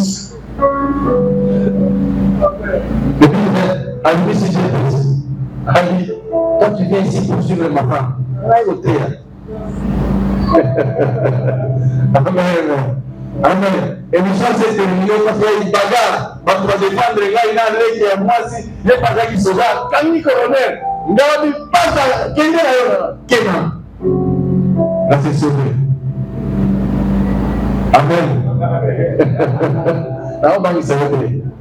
Kuna, une information à sauver. Au jour de l'église, ça va passer là. Au lieu qu'il y ait. Au lieu qu'il y ait. Mais qu'il y ait. Amen. On se voit le monde à ça na niveau de Dieu. Dans un jour où le saluer le festival de l'église. Faut admirer ça. Amen. J'aime le fait quand ils sont trop à l'église, on va poudrer, comme on va make-up, on va make-up. Amen. On a déjà pensé à l'église. Seigneur, qu'est-ce qu'on a déjà pensé à la maman? J'ai vu une église chez le pasteur en Côte d'Ivoire. Comme on a dit, dans l'organisation, dans la Toronto, dans la Balabala, j'aime. Malade bien, ma fille, bien, malade bien, ma mèche, ma tient donc, dans la Balabala, 24 heures sur 24 heures dans ma coin, ma tient ma barbe. Donc, ma se réveiller, prêcher l'évangile. 24 heures sur 24, il banda. Ça je viens, on y va. C'est pas le jeu de c'est parmi les stratégies. Et il prêche l'évangile. Et les gens se convertissent. Et il est honnête à l'église. Et les gens témoignent. On ne peut pas laisser les membres de la famille à la merci du diable avec la séduction du monde, et le diable fait tout pour les amener en enfer, toujours en enfer. Nous devons militer pour que ces gens-là ne meurent pas et ne vont pas en enfer avec les diables. Quelqu'un peut dire la vérité. Quelqu'un peut dire la vérité. Et aujourd'hui, l'église fait semblant, il attend que les gens viennent à l'église. Moi, je ne veux pas, si vous ne pouvez pas partir. Il faut aller pour qu'ils viennent. Alléluia. Là, quand on a ça va prendre quelqu'un dans la milieu. Sans complexe. Pêche. Le reste, c'est toi. Alléluia. Mon entrée sans complexe. Attends, ma fille, ton zombie. Ça faisait partie de ma témoignage. Amen. On constitue un témoignage. Ah, mais c'est pas ce qu'on a qui se maille. Mais c'est la même chose. Très. On va s'apporter. Donc, aussi, ça part. Il y a une terme de parole, attends, les apportements, les filles, là. Deux, on va s'apporter. Deux, c'est moi de soigner. Deux, est-ce qu'on peut t'appeler pour essayer de l'évangile? Amen. Le point de Nicolas, passer à vous sortir, au théâtre. Je ne comprends pas dans cette église où on fait le programme. Nous sommes dans l'église où on attend diacre. On a 15 ans, diacre. Nous sommes dans l'église où on a diacre. On a 15 ans. Nous sommes dans l'église où on a comme ça carré. On a tapé l'église. Mais l'église où se convertir. Les deux églises sont modernisées. Parce que vous là, pour faire le ciel. Oh, quand il y a d'autres bien, quand il y a d'autres bien. Juste demandez où est la tienne. J'ai appelé là où il y a, j'ai un pasteur.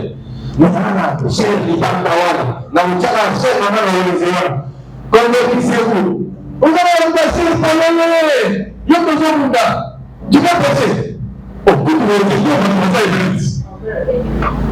Hein? Allez, pas 4 minutes. C'est pas passé, parce que vous savez que vous zone makende na kwa wana banda de yenda papa et tu vas laisser passer la route la tête non tu vas pour pas de milité presque la bana et vous venez là parce que vous avez les deux amen. C'est ça que tu peux voir aller là-bas dans le bois avec les tam-tams et tu chantes après là, tu appelles à la conversion. Les gens se convertissent. Quelqu'un peut dire la mère bien? Nous on a fait ça. On a appelé ça outreach. Ça veut dire makelele. Vous êtes dans makelele, parce que makelele, tout ça. Et vous faisiez tout ça, vous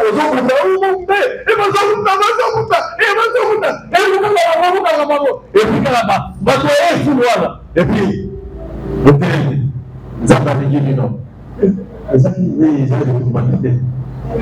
l'église. Alléluia. Amen. Cette église, il y a des innovateurs. L'innovation est mouvement pour que les âmes viennent à Jésus. Quelqu'un peut dire Amen, bien. Il faut réfléchir, il faut nous posons qu'est-ce que je dois faire pour que telle personne vienne à Christ? Qu'est-ce que je veux faire pour que telle personne vienne à Christ? Qu'est-ce que je veux faire pour que telle personne se convertisse? Tu pries pour lui et Dieu te communique ce qu'il faut aller dire à la personne. Et quand tu arrives, tu penses à la personne. Moi, je me souviens, on est allé prêcher des gens comme ça. Nous devons la communiquer là. Je me souviens un jour, j'ai prêché un papa, et puis à l'église, c'était le papa de mon ami. Alléluia, alléluia, alléluia, sur moi, alléluia, alléluia, alléluia. Et puis après là, alléluia, si moi, tu es encouragé pour moi, parce que tu vas amener ton ami qui est encouragé. Moi, on ne m'approche pas facilement. Comment lui, il a eu le kilo de venir me dire des choses comme ça. Et c'était converti. Amen. Mais c'était un papa qu'on appelait Chéri. On l'appelait Chéri parce qu'il était vraiment méchant. Personne ne pouvait l'approcher. Mais son fils m'a dit, est-ce que tu peux parler à papa? J'ai dit oui, je vais parler à ton papa. On va prendre rendez-vous. Je vais là-bas, je lui prêche l'évangile, je lui prêche l'évangile. Il était calme, mais sur le puis quand j'ai terminé, il dit à son fils, tu es encouragé. Tu vas amener ton ami pour me prêcher. Parce qu'il savait qu'il était craint. Mais si toi tu ne veux pas avoir cette volonté de t'engager, d'aller prêcher l'évangile, mais il y a des têtes de Jésus qui ne vont pas tomber. Ils seront en enfer. Il y a des ministres, il y a des députés sur ton avenir là qui n'attendent que toi tu puisses se lever. Il y a des chars qu'il faut s'approcher. Approche-toi de ces chars. Il y a des chars qui n'attendent que toi tu puisses avancer. Tu frappes à la maison. Je vais venir parler. C'est vrai, l'église peut organiser des séances d'évangélisation pour que ça soit coordonné. Mais toi-même, tu peux avoir des inspirations pour aller communiquer, puis tu amènes les gens à l'église, tu ne les amènes pas chez toi à la maison. Tu ne fais pas ta groupe de prière à la maison. Mais tu sais là où il faut les amener à l'église. Quelqu'un peut dire Amen bien. Je te vois amener les gens à l'église. Laissons acclamer le Seigneur.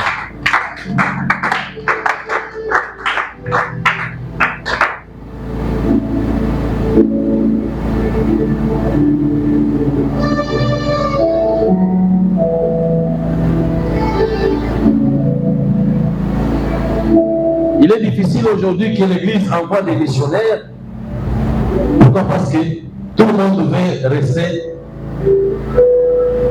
sur place à l'Église, en train de regarder les enfants de voir ça perdu. Nous, on n'avait même pas le temps de savoir à laquelle ça entre moi. On n'a pas eu de problème avec nos pasteurs. Parce qu'on n'avait pas le temps de pouvoir aller regarder ce qui se commence. Parce qu'on était tout le temps parti. Tout le temps parti aller évangéliser.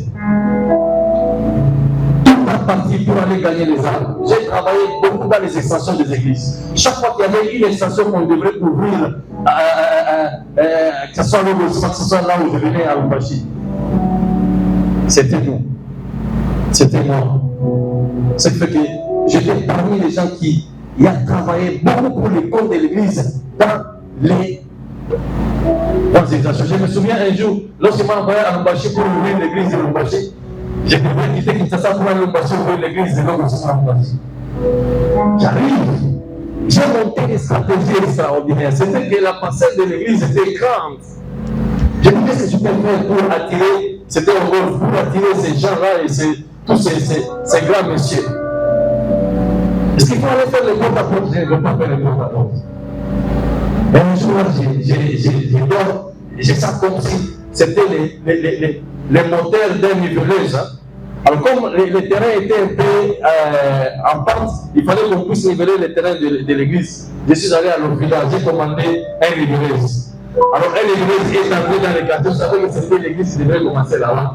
Et j'ai fait entrer les numéros dans l'église.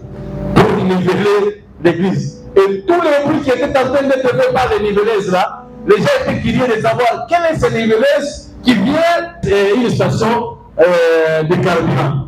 On a rempli les véhicules et on a fait des lignes de carnaval. Et on avait des banderoles, on avait des bracelets, on avait des ballons.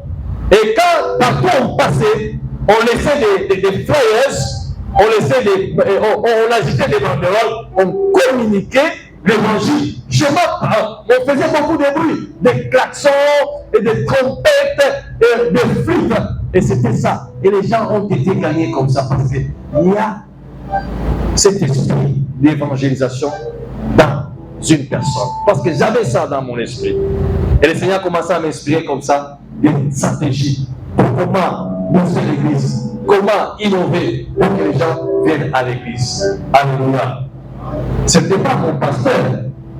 Je n'étais qu'un ancien de l'église. Je n'étais même pas pasteur. Un ancien de l'église. Amen. Je pouvais aussi avoir des innovations et l'évangélisation parce que tout le monde doit mettre la main à la pâte pour que l'église croisse. C'est vrai de se prendre, l'église, tout le monde a battu l'église. Mais tu vois que ta plainte là, tu es en train de détruire encore l'église. Au moins, nous l'église a dit un problème. Mais tu as constaté que l'église n'a pas besoin. Mais qu'est-ce que tu fais en amont pour les gens viennent à l'église? Amen. Surtout dans nos années. Et je me souviens, quand il fallait faire le suivi des âmes à l'église, nous étions comme des drogués. Chaque fois on allait pour faire des visites.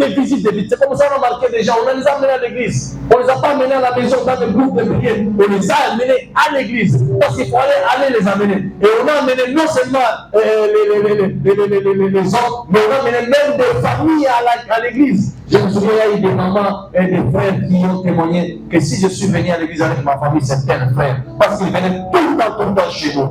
Ils venaient tout le temps. Et quand nous arrivons dans une maison, nous devons nous demander qui n'a pas encore accepté qu'ils sont dans sa maison.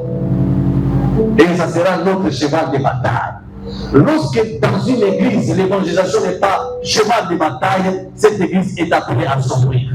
Je vous le dis la vérité. Mais quand ça devient votre cheval de bataille, vous pouvez vous y mettre, vous pouvez mettre le paquet, comme je l'ai dit, j'ai mis cette bague, et le budget le plus élevé, c'est dans le domaine de l'évangélisation. Et quand vous regardez le matériel qui utilise pour l'évangélisation, ce n'est pas le matériel qu'il a à l'église. Ce sont des véhicules, ce sont des instruments. Donc vous ne pouvez pas l'imaginer. Et tout ça, il a mis pour gagner les âmes. Et nous pouvons aussi avoir une bonne église lorsque cette église est évangélique. Je ne sais pas pourquoi je suis en train d'insister. J'insiste parce que des toi sortiront des âmes. Des toi sortiront des serviteurs de Dieu. Tu vois qu'en toi là, il y a des apôtres. En toi là, il y a des prophètes. En toi là qui es l'église, il y a des évangélistes. En toi là, il y a des hommes de Dieu. En toi là, il y a, je ne sais pas, qu'est-ce que je peux dire? Tu es un élément qui doit engendrer. Mais tu te négliges parce que tu n'ouvres pas la bouche pour parler. Aujourd'hui, j'ai plusieurs enfants qui sont devenus pasteurs, même avec des grandes églises, parce qu'ils ont été gagnés. Alléluia. Parce qu'ils ont été gagnés. L'année passée, j'étais en Louvagie. Je suis allé dans une église. C'est mon fils qui me recevait, une grande église. Il me rappelle que tu te souviens quand tu es venu chez nous. J'étais en train de te fuir. Il s'est caché. Il s'est caché tellement, il s'est caché, c'est prenait pour le malin. Et moi, j'ai commencé à me cacher aussi pour voir comment il va sortir. Et il voulait toujours sortir par derrière. Et je me suis renseigné, on m'a dit qu'il est en train de te fuir. Et je me suis renseigné qu'il sort toujours par la porte de derrière. Et j'ai commencé à aller me mettre aussi à la porte de derrière. Parce que je n'avais que lui comme cible. Et j'ai fait de ça ma routine, et je l'ai gagné. Et il est devenu un grand serviteur de Dieu. Et quand j'arrive là-bas, il m'accueille, il me roule dans sa voiture, et je ne peux pas rentrer sans qu'il puisse me donner quelque chose. Mais il témoigne que ta détermination de les gagner a fait qu'aujourd'hui, j'ai tous ces gens ici. Alléluia. Vous savez que par vous, vous avez des églises en vous. Moi, je vous dis la vérité. Vous avez des églises en vous. Vous savez que la personne qui a gagné le pasteur Bell, quand il vient ici, donc il va gagner l'église. Mais ça se passe comme ça. Quelqu'un peut dire la même chose. Alors, ne te néglige pas. Parce que tu es quelqu'un qui va engendrer des serviteurs de Dieu, des servants de Dieu, des apôtres, des évangélistes, des prophètes sortiront de toi par ta bouche. Tu as une bouche qui appelle à l'existence. Tu as une bouche qui va parler de Christ, qui va gagner les âmes qui vont venir dans l'église ici. Donc, l'église témoigne un jour et noyé des hommes et des femmes qui sont passés par ici. Alléluia. Je crois qu'un jour, on témoignera de ton passage dans cette église. Là, partout où je passe, on dit non, vous êtes une équipe extraordinaire. Et puis, notre temps d'évangélisation de Planeta, c'était notre. Je me souviens, un jour, j'ai amené 80 personnes. On s'est même battu avec le responsable de l'église. Je devais ouvrir l'extension de l'Ogosema à Liberté Salon. Quand j'ai demandé qu'on me donne l'argent, on m'a amené à l'administration. L'administration, comme toujours, va faire ça. Alors j'entre, je vais voir l'administrateur, il me dit non, vous êtes budgétivore. J'ai dit non, les administrations sont budgétivores. Nous gagnons même de portefeuille. Parce que les personnes que nous gagnons ici, ils font avec leur argent de sang. Donc ils ne sont pas budgétivores. Vous devez nous encourager. Comme vous dites que nous sommes budgétivores, ok, il n'y a pas de problème. Par la foi, nous sommes partis. Avec 80 personnes. Il y avait une maison, on a été logés là-bas. Qu'est-ce que je faisais? Je circulais partout, je connaissais les gens. Je demandais à qui pouvait nous donner, ne fût-ce que pour que nous puissions survivre. Ceux qui nous donnaient les moyens, les riz, les cartons de Thompson, on a fait 3 mois, et l'église était pleine. Là, on a commencé. Et on n'était pas passé, on était serviteurs de Dieu. Moi, j'étais un ancien de l'église. Je me souviens, après avoir travaillé, on est venu me relever là-bas, on a pris notre parcelle, on a mis là-bas, et moi, on m'a envoyé ailleurs. Alléluia. On ne s'était pas prêt pour ça parce qu'on savait que c'était un travail. Mais entre-temps, l'église était en train de croître. L'église était en train de prendre des dimensions, des expansions. Bientôt, vous allez commencer à faire des missions à l'extérieur comme à l'intérieur. Des missions. Mais il faut que vous puissiez avoir une base solide. Alléluia. Ça va partir d'ici, l'évangélisation va partir d'ici pour les extensions que vous allez ouvrir. Ça va partir d'ici, si vous êtes fort. Même à l'extérieur, vous serez fort. Mais si ici vous n'êtes pas fort, ça sera compliqué de vous pousser à être fort à l'extérieur. Donc c'est ici qu'on doit préparer l'équipe qui va sortir, les équipes qui vont partir pour aller évangéliser. Amen. Donc je ne peux pas aller ailleurs, je n'ai que 4 choses que je vais vous présenter. Il y a l'onction, le Saint-Esprit, il y a la bonne nouvelle, l'évangile et l'action sur l'évangélisation. Je m'attelle sur l'évangélisation. Les deux là. Les deux autres, je vais vous les dire quand nous allons rentrer en pause. Quelqu'un peut me ramener bien. Je vois en effet si c'est la pause. C'est la fini, c'est la fini. Ok. Est-ce que vous avez mon père dans les yeux? Voilà. Ok. Les deux éléments dans 5 minutes, je vais les montrer. Troisième élément, c'est la prière. Amen. La prière. La prière, c'est comme les poumons dans l'homme. Quand dans une église, la prière est intense, La prière peut ramener au réveil. Quand on ne met pas accent sur la prière, vous allez voir que les gens deviennent oisifs. Les gens deviennent un peu comme dans l'éthargie. Mais quand il y a des prières intenses à l'église, vous allez voir que même les dons vont commencer à se manifester à l'église. Et quand les dons se manifestent à l'église, ce sont les dons qui poussent à pouvoir travailler. Les membres de l'église chercheront à travailler. Et là, quand on les canalise, on trouve que l'église, de manière spirituelle, croisse. Donc la prière joue le rôle de la croissance spirituelle. L'évangélisation et même l'esprit, l'onction, joue le rôle de la croissance quantitative démographique. Mais la prière joue le rôle de l'affermissement, affermir le membre de l'église par la qualité. Vous allez voir, quand vous priez beaucoup, la qualité des services dans l'église va changer. Vous allez voir que vous aurez de belles prédicateurs, de belles prédications. Vous savez qu'il y a des gens qui viennent à l'église parce qu'ils veulent écouter une bonne prédication. Et il n'y a pas de bonne prédication sans onction. Il n'y a pas de bonne prédication sans la prière. La prière, c'est comme le feu sur lequel on va mettre la casserole, on met la nourriture. C'est la prière qui fait que vous puissiez manger une nourriture qui est bien apprêtée. Prière de l'âme à l'église. Amen. Prière de l'âme à l'église. Donc, ceux qui prient dans l'église, c'est la prière qui rend l'église forte, puissante et prête à pouvoir s'engager dans n'importe quel combat, dans n'importe quelle lutte. Quelqu'un peut dire la même. Alléluia. Parce que c'est un travail spirituel.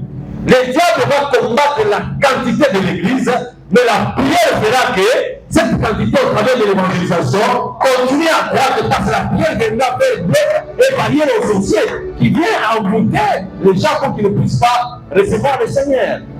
La Bible dit ceci, ils n'ont pas cru parce que l'ennemi, le diable, a aveuglé l'intelligence afin qu'ils ne puissent pas voir la splendeur de l'évangile qui vient dans ça. C'est-à-dire, il y a l'ennemi qui vient, qui obscurcit aux gens l'esprit pour qu'ils ne voient pas la lumière de l'évangélisation. Mais la prière, l'intensité de la prière à l'église est tournée avec les deux pieds.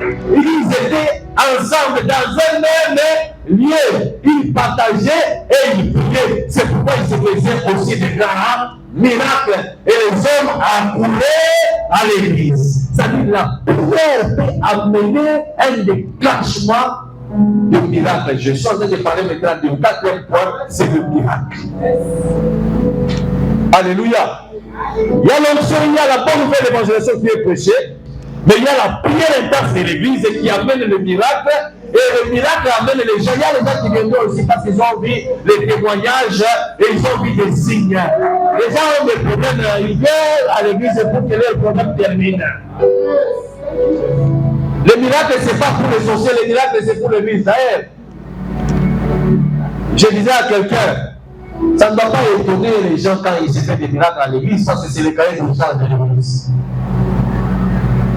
Et, regardez, la lumière pour la simplicité. Donc, miracle, c'est extraordinaire pour l'église. C'est la nature de l'église. Miracle. Les gens doivent faire des guéris à l'église. C'est pas le cahier de charge, ils êtes bien. Les gens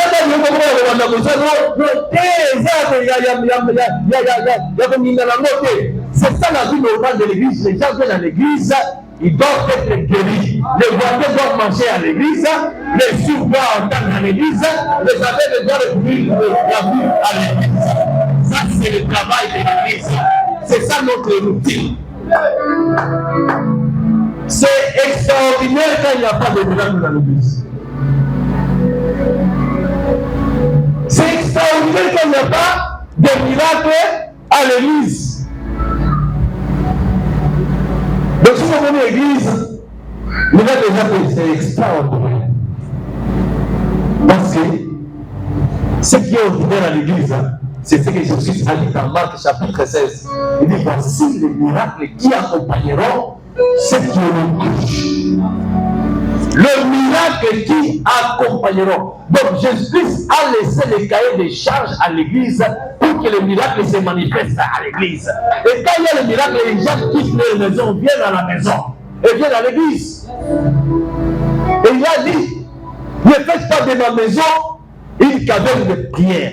Ma maison sera appelée une maison de prière. Et là où il y a la prière, les miracles ne manquent pas. Et là où il y a la prière, où il y a les miracles, les foules viennent. Il y a les gens qui suivaient Jésus tout simplement parce qu'ils faisaient des miracles. Parce qu'ils ont vu les boiteux marcher. Ils ont vu les sourds entendre. Les muets ont parlé. Et c'est pourquoi ils sont venus en foule. Donc les miracles aussi attirent la foule à l'église. Amen. Quand vous voulez avoir un leadership efficace à l'église, il doit avoir ces 4 éléments fondamentaux. L'onction, le Saint-Esprit, la bonne nouvelle. Il faut prêcher la bonne nouvelle. Amen. Dans la bonne nouvelle, il y a la formation, il y a l'envoi des disciples. Donc ça marche comme ça. L'onction, la puissance de l'onction accompagne l'église. La bonne nouvelle est prêchée. Alléluia. Parce qu'il doit être accompagné par les miracles ici. La bonne nouvelle est prêchée. Et quand il est prêché sous la puissance de la prière, les miracles s'en suivent. Ça, c'est une église complète. Quelqu'un peut dire la même bien. Vous n'avez pas besoin de d'autres connexions. Vous n'avez pas besoin d'autres connexions. Si seulement vous travaillez sur ces 4 piliers, c'est ça la base de l'église. C'est ça la base de l'église. Il n'y a pas d'autre connexion que se connecter à l'esprit de l'église, à son onction, et prêcher la matière que l'église doit prêcher. C'est ça l'activité principale de l'église. C'est communiquer la foi de Christ. C'est communiquer la bonne nouvelle du Seigneur. C'est la première matière. Comme on savait que la première matière que la Gétamine travaillait, c'était le cuivre. Les autres pouvaient venir, les cassiteries, les autres, mais c'était d'abord le cuivre. Et l'Église a comme matière qui travaille sur l'évangélisation. La prière vient pour soutenir l'évangélisation. Et quand il y a la prière, Dieu sanctifie son Église par le miracle. Bishop David dit ceci, le surnaturel, le miracle crédibilise l'Église. C'est l'évidence qui crédibilise l'Église. Alléluia. Il y a le problème ici. Et devant les évidences, on ne peut pas douter. Quand un boiteux marche sous l'effet de la prière et de l'évangile, même les magiciens, ils disent non, ça c'est Dieu. Ça c'est Dieu. Alléluia. Il n'y a que les chrétiens qui cherchent à pouvoir rechercher la magie. Non, ce sont les magiciens qui doivent chercher le Saint-Esprit. Vous vous souvenez d'Elimas, non? Il a demandé à Philippe et à Pierre, est-ce que vous pouvez nous vendre le Saint-Esprit? Vendez-nous ça. Vendez-nous ça. Nous avons quelque chose à leur vendre, pas eux. Alléluia. C'est pour les chrétiens que nous avons quelque chose à vendre, ces sociétés. Pas eux. Moi, j'ai vu un magicien qui dit non, les pasteurs viennent chez moi. Je dis non, ce ne sont pas des pasteurs. Un véritable pasteur ne vont pas venir chez vous. Cherchez la magie chez toi. Toi, tu vas résister le monde. Toi, magicien, tu vas résister le monde. Ça, c'est votre label, résister le monde. Alléluia. C'est l'église qui résiste le monde. Que morts revivent. Et que la table sort de la poussière. À cause de la brèche. C'est ce que vous avez dit, non? C'est ce que Isaïe vous a dit. Ce n'est pas les magiciens. Alléluia. Alléluia. C'est eux qui doivent chercher la puissance de chez nous. Et donc nous, je fais. Nous n'avons pas de puissance, c'est nous qui avons la puissance. J'ai toujours répété aux objectifs, ce que j'ai dit. Il y a un de vous qui a voulu acheter le Saint-Esprit. On lui a dit, on n'achète pas. Amen. Il y a des personnes qui tu peux me demander le Saint-Esprit, si tu peux me prendre le Saint-Esprit. Parce qu'il a vu que c'était différent. À force égale, l'onction fait la différence. Quelqu'un peut dire, à force égale, l'onction fait la différence. Je vous communique cette onction ce soir au nom puissant de Jésus-Christ. Et que désormais, ce sont les sorciers qui devront pour dire, mais comment ton Dieu il est puissant. J'ai cherché à t'en sorceler, mais tu es caché. J'ai cherché à te tuer, tu es caché. Vous êtes un mystère, l'église c'est un mystère. Dis-moi où les sorciers ils ont ressuscité. Oui, tu peux interpréter. Merci papa. Je sens que vous parlez de très bonnes choses, mais je vous rappelle que vous êtes en direct, il y a certains qui nous suivent sur les réseaux sociaux. J'aimerais que vous puissiez faire la synthèse juste pendant 5 minutes. Comme ça, on a libre pour l'ango. Comme ça, sur ce moment, quand on se lève la question, vous savez, dans le j'ai sorti la prochaine de moi. Là, on va regarder, parce que quand on a fait ma camo, je vais gérer le quai du saut. Et ça, on a je vais gérer. Quand on a l'église, on a les salles là. Donc, on a fait tout ça à camo, on a fait tout ça à camo. Là, on va regarder, quand on a un moment où on va décider, on va la liga, la porte de la façon, la liga, parce que les bases, comment il dit, voilà ça, quand on se marche dans le pays. On est dans le monde, on est dans le monde.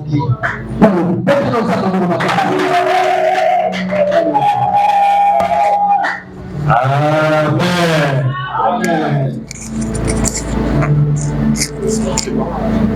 De l'olier macabo partage le plat tout ça et là déjà on nous envoie un lobby parti de l'amour déjà let's go come on. Ok, je crois que tu vas interpréter ça. Yes. J'étais en train de dire un leadership efficace pour la croissance de l'église a comme 4 points fondamentaux qui fait la base ou le plateforme de la croissance de l'église. Le premier élément constitutif de la croissance d'une église pour un leader efficace, je disais, c'est celui qui a créé l'église, c'est celui qui a amené l'église à l'existence. C'est le Saint-Esprit et sa puissance. C'est le Saint-Esprit et son onction. Une église qui met l'accent sur l'esprit et sa puissance est appelée à croître en puissance. Non seulement le Saint-Esprit et son onction, parce que la matière première d'une église, c'est communiquer la bonne nouvelle aux âmes perdues. Et relié à Jésus-Christ, c'est l'évangile de Christ. Ce qui fait que lorsque l'évangile est prêché dans une église, il est prêché pour gagner les morts et les amener à Christ. Mais cet évangile, cette bonne nouvelle, devient efficace lorsqu'il se retrouve dans un environnement de prière. Et de prière intense qui fait que lorsque la bonne nouvelle est prêchée, dans l'environnement de la prière, il y a le miracle qui arrive. Les personnes qui peuvent contester, l'onction, la bonne nouvelle, la prière, et fait que tu es prêt. Donc la conjugaison de ces quatre glorifie le nom de Dieu.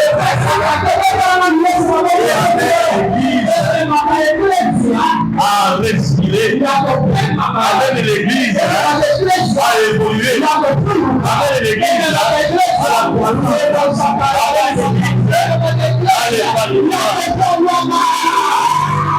et toi qui les suis, c'est bien. Je prophétise sur toi. Sur cette fraîche onction. Que tout ce qui était mort en toi, qui se réveille. Que tout ce qui était mort en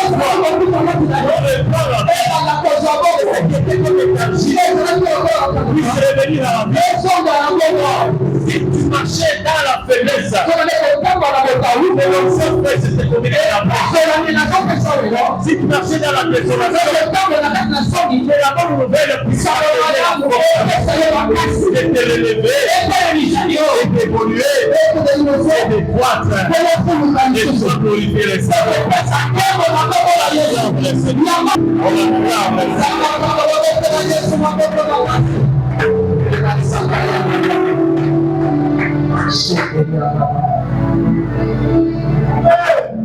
Au côté et Chandara ako kaninayo. Mon côté ako kaninayo. Mon côté ako kaninayo.